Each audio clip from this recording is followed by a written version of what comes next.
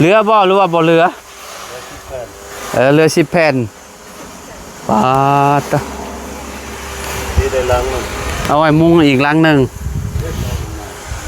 ฮะเกาะมาพี่อีกเกาะกระเทิบพี่น้อง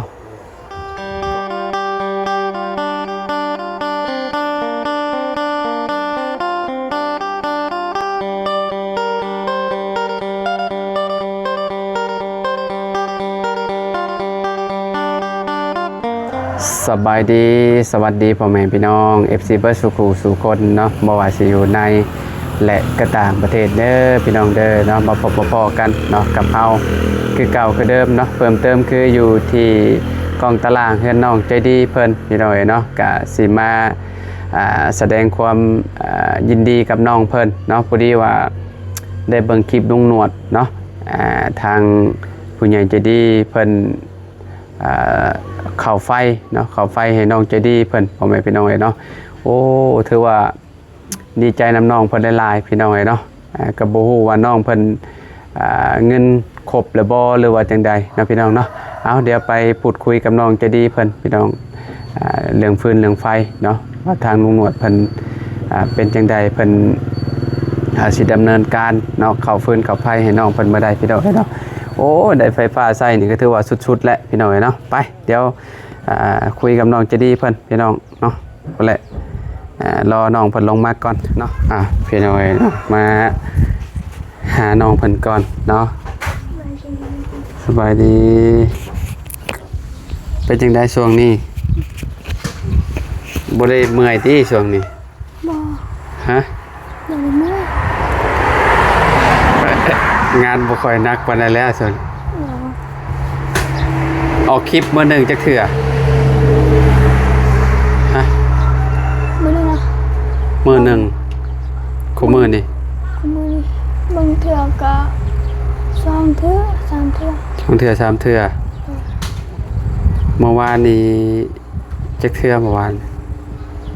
นี้ถ่ายคลิปบ่แม่นฮอดบ่หาคลิปมาฮอดตีนะบ่าวบ่ฮอดเมื่อยอยู่บ่บ่เมื่อยเนาะโดยจักหน่อยก็เริ่มแล้วจักหน่อยก็บ่ค่อยได้ออกคลิปแล้วจักหน่อยโดนๆจะออกเทื่อนึงบัดนี้ ก็บ่แน่พี่น้องเนาะเพราะว่าเพื่อนน้องเพิ่นแล้วเด้พี่น้องเพื่อนน้องจะดีเพิ่นแล้วเนาะเพื่อนเหลือแต่เพื่อนน้องเลี้ยงเนาะน้องเลี้ยงก็อีกบ่โดนดอกพี่น้องเนาะตอนนี้ก็แอมได้หลายแล้วเนาะจะดีเนาะจะไปเบิ่งอยู่บ่จะดีเพื่อนน้องเลี้ยงเบิ่งแล้วงามอยู่บ่เพื่อนน้องเลี้ยงกับเพื่อนเจ้าไผงามสำคัญเนาะงามคนละแบบเนาะเฮือนน้องเลี้ยงพระสิทธิ์สิอยู่มุมสูงมันพอได้วิวเนาะบัดแนมไปมันเห็นบ่เด้พี่น้องเอ้ยเนาะเฮือนจะดีผัดบ่เห็นเนาะจะดีเนาะอันมาคะแนนบ่ตัดต้นอันนี้ออกสิเห็นอยู่จะดีเฮือนเจ้าก็ได้อันต้นไม้นี่เนาะคันว่าเอาออกกับบ่คักอีกแบบนึงเวลาลมมาก็ย่านอีกให้มันต้านเพื่อนเจ้าไว้แล้วดีแล้วเนาะ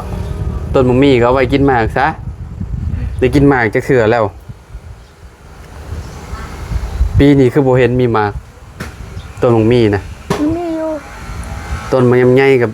ปีนี้คือโบเป็นหมากปีกายนี่คือได้เบิ่งคือสิเป็นอยู่ปีกายนี่นะบ่าวเนาะเป็นอยู่ได้กินอยู่เนาะต้นมะขามต้นมันยำใหญ่ต้นมะกระถินครบทีมเลยอยู่นี่พี่น้องเนาะใช่ลุงหนวดเห็ดเตียงไปฮอดไซแหละฮะว่าเห็ดเตียงไปฮอดไซแล้ววะได้แต่คามันอยู่เนาะยังบ่ได้ประกอบโอ้คักแล้วมีเตียงนั่งแล้วบัดนี้พี่น้องเอ้ยเนาะรอลุงหนวดมาเห็ดอีกไม้มันก็เรือโบราณปานใดพี่น้องมีแต่ไม้นี่ก็ไม้ใหญ่ๆเนี่ยเดี๋ยวไปเห็ดแม่บันไดเฮือนน้องเลี้ยงเพิ่นนี่พี่น้องเนาะ ไปเฮ็ดก็ยังเหลือบ่หลายปานใดบัดนี้เนาะแป้นนี่เอาปูรถเอาปูเตียงเจ้าก็ได้ โดย ยังบ่จะดี โดย นี่แป้นพวกมันเศษๆมันนี่มันขี้ร้ายพี่น้อยเนาะเอาปูได้เนาะมีเตียงนั่งก็สบายแบบนั้นอันนี้เตียงพ่อเพิ่นเฮ็ดได้นี่พี่น้อยเนาะแม่นแล้วว่าจะดี โดย พ่อเจ้าเฮ็ดตอนนั้นน่ะพอได้นั่งได้ลิ้นนี่แหล้วเนาะบ่มีบ่อนนั่งนี่ก็บ่คักอยู่แล้วมีกองตารางก็บ่มีบ่อนนั่งเนาะจะได้ไฟฟ้าเมื่อได้ต่อมาใส่ฮะ บู เอายังบ่ฮู้บ่เดี๋ยวว่าลุงหนวดบอกแหละบ่ได้บอกมีแต่แจ้งเรื่องเงินซื่อๆบ่ โดยยังขาดอีกหลาย เงินเท่าไหร่มื้อนั้นลุงหนวดแจ้ง 10 ล้าน 10 ล้าน ยังขาดอีก10ปลายล้านเนาะ โดย เพราะว่าต้องอ่าซื้ออุปกรณ์เนาะพี่น้องเป็นพวกหม้อดับไฟพี่น้องเนาะมิเตอร์แหละพี่น้องเนาะกระสายไฟดึงมาแต่พุ่นเนาะแต่ก็จะใส่ชั่วคราวเนาะต่อจากเฮือนซาดอกแคใส่ชั่วคราวซื่อๆเนาะแม่นแล้วว่ะ โดย ดีแหละเจ้าสิบ่ได้ไปสากโทรศัพท์เพิ่นผู้นั้นผู้นี้สากอยู่เพิ่นเจ้าของเลยเนาะคือได้ยินลุงหนวดว่าสิเดินกระดานไปเลยพี่น้องเนาะเดินกระดานไฟว่าเวลาถ้ามีเงินครบนะคือแบบก็ดึงสายไฟมาเลยดึงสายไฟมาแล้วก็ลงเงินจะดีเลยแล้วก็ต่อเขาเลยเนาะแต่คอมเมอร์นี่เป็นได้เป็นโซลาร์เซลล์เจ้ามันหุงจากชั่วโมงมันบ่มีแดดเลย6-7 มื้อเลย โด เนาะ ยเมื่อวานนี้ก็หุ้นด้วย หุงประมาณฮอดบ่ชั่วโมงยามค่ำ จะบอกว่า ฮอดอยู่เนาะคิดว่าบ่ฮอดชั่วโมงหนึงได้อยู่เนาะมันถ้าบ่มีแดดนี่ติพี่น้องแดดบ่มีเลยเนาะแดดแบบคือที่ฮู้แหล้วเนาะพายุก็ยังบ่เบิดพี่น้องกินข้าวเช้าแล้วบ่จะดี โดย ฮะ กินแล้ว กินแล้วเนาะได้หยังกิน ปลากระบอก ปลากระบองคือเก่าปลาติดคุก โอ้โห ฮะเอาบ่จักติปลาติดคุกมันอยู่ในกระป๋องตลอดเด้มันก็เวลาเขาเปิดกับ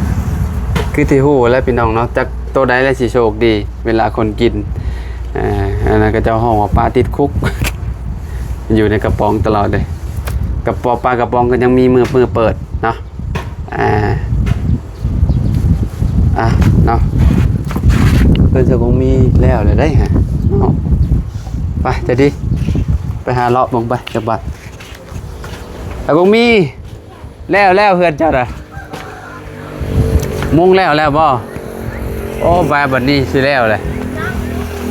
ยังเหลืออยู่จักแผ่นยังเหลือทางหน้ากับโดยสวัสดีอยู่ด้านหลังยังมุงยังบ่แล้วเนาะเอาเพิ่นมุงขึ้นคือว่าเพิ่นพากันดึงขึ้นเลยหรือว่ามันบ่พอบ่หมอกตัวนั้นนะหมอกตัวนั้นมันบ่พอบ่กระเจ้ายังบ่ได้ใส่อันนั้นกระเจ้ายังบ่ได้ใส่ไม้พาสลานี่ก็คือยังบ่แล้วเนาะสังกะสีเจ้าเรือหลายเด้13แผ่นแล้วบ่ ตัวซีเมนต์ถูกไหม 3 แผ่นถูก แม่นไปเบิ่งไปจะดีไปรอเบิ่งได้ยินเสียงแล้วดอกประมาณ13แผ่นแล้วว่ะเรือหลายอยู่พี่น้องเนาะไว้มุงอันเฮือน พิ่มอีกสมมุติว่าต่อออกอีกเด้สมมุติว่าต่อออกอีกมุงอีกเฮือนหลังหนึงอีกแล้วสาวมี มันใส่ได้ต่อ ฮะ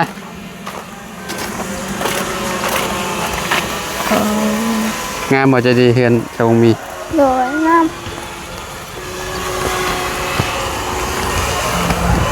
มีเฮือนดินเฮือนไม้อยู่นำกันเลยเฮือนดิน2เฮือนไม้2เนาะฝากนี่1ฝากนั่น1โอ้คู่กันเลยนี่เนาะอ๋อเฮือนจะดีอันเฮือนไม้เฮือนเลี้ยงไม้เฮือนสวงมีเฮือนดินเฮือนจริงๆเฮือนดินเหลือบ่หรือว่าบ่เหลือเหลือ10แผ่นปาด ที่ได้ล้างมัน เอาไว้มุงอีกหลังหนึ่งฮะ ตอนงาน เกาะมาพี่อีกเกาะกระเทิบพี่เนาะเกาะลงมามองจอดรถโอ้ขักแล้วจอดรถใหญ่ชาวกงมีเนาะ ำจะเอารถใหญ่มาจะใส่แน่เนาะจ้า เห็นอันใดโบเน่ได้บางทีขายมันได้เนาะสร้างแหละขายมันได้หลายเลยซื้อรถอัน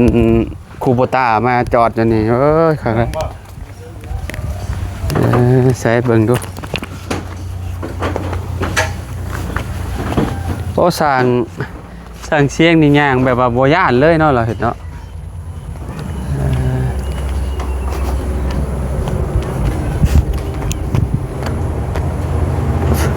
ไปฟังนี่มันเรือบ่ เฮ้ยสีฟ้าสีแบบ ยังบ่ได้ใส่อันนั่นเนาะ เอ๊ะ ยังบ่ได้ตอบไม่พาซาร่าแต่ก็ต้องปาดใส่แล้วขอเนาะฮะเอ้าสังกะสีมันบ่พอหรอวะเนาะต้องปาดใส่เนาะนี่ขอบนี่เนาะปาดใส่อีกอันหนึ่ง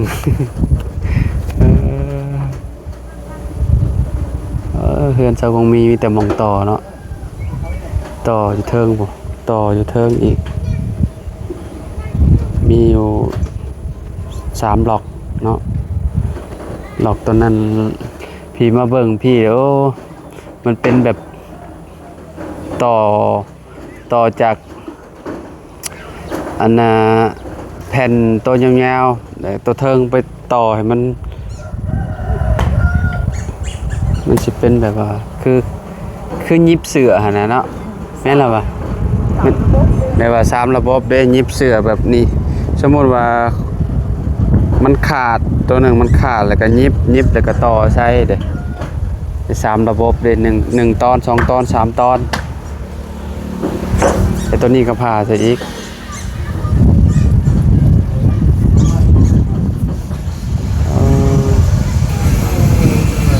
ที่เหลือสิเอาไปเฮ็ดได้ชาวกมีขายพ่อน้องไก่บ่ฮะ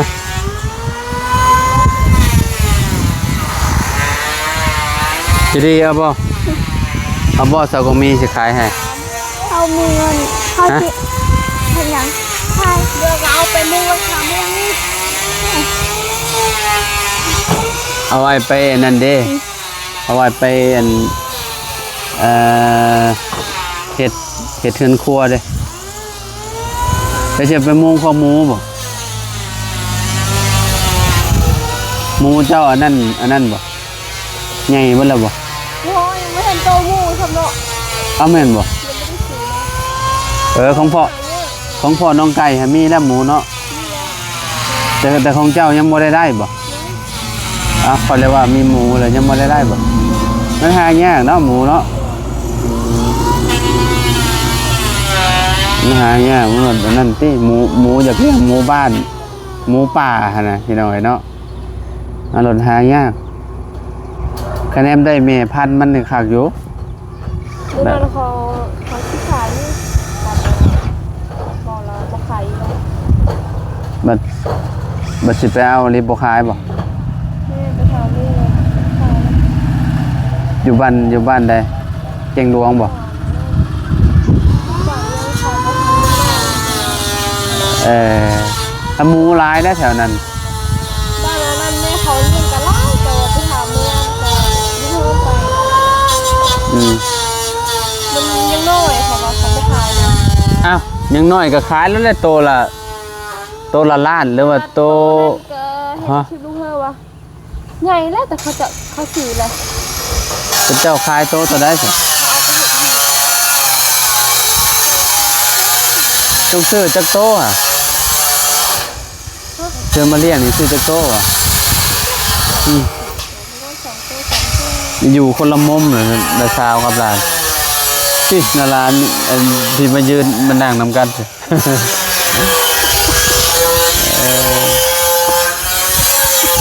ยังไงนี่งูบ่โมเมนต์เนาะเดี๋ยวว่างู มีร่มมีนก แมน อากาศแบบนี้อยู่ทั้งเพื่อนนะเนี่ยเมืองวิวเนาะ โอ้คักแล้วสุดยอดแล้วสร้างพากันกินข้าวบ่สร้างอย่าเดือนโรงเรียนแม่น11 โมงล่ะเจ้าอันกำลังพากันเฮ็ดกินอยู่ เผื่อแล้ว ฮะสิลงเลยบุ๊บสร้างนี่สบายเนาะย่างแบบว่าย่างแถวหลังคาเลยต้องเหยียบมองอันนั้นมองอันนี้มันบอนไม่กาดมันอะไรเนาะถ้าเหยียบแบบว่าโบถือไม้ตัวนั้นก็อยากยุบโตลงคือกันนั่นแหละไม่มีแต่ไม่เป็นเนาะเอาเห็ดเนาะนี่เอาเลย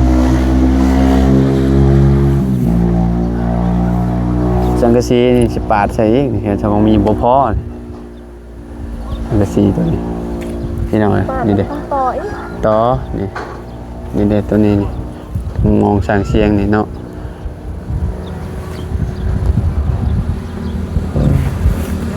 โอเคสพี่น้องเลยเนาะพอโตแล้วอยู่ดีมีเฮงวัตถุทุกคนเนาะพอกันไหมไปสบายดีเด้อ FC เด้อมาจะดีไปพักผ่อนก่อนเนาะออกคลิปไลน์เลยเมื่อยแล้วจะดีก็ได้เมื่อยอยู่ว่าจะดีบ่เมื่อยเนาะ เอาพี่น้องเอ้ยเนาะขอบคุณละลายที่มาหับชมคลิปเด้อพี่น้องเด้อเนาะทางเฮือนเสากองมีเพิ่นก็มุงใกล้สิแล้วแหละพี่น้องเฮือนใหญ่เนาะข้างหน้ายังบ่แล้วพี่น้องเอ้ยเนาะอยู่ข้างหลังนี่ยังเหลืออีกประมาณแผ่น2แผ่นก็จบแล้วพี่น้องเอ้ยเนาะขอบคุณละลายเด้อเนาะFC เนาะที่มาหับชมคลิปกับฝากกดไลค์กดแชร์เนี่ยพี่น้องเอ้ยเนาะเอาไว้พบไปพ่อกันคลิปหน้าเนาะสำหรับคลิปนี้ขอกล่าวคำว่าสบายดีพี่น้องเอ้ยเนาะ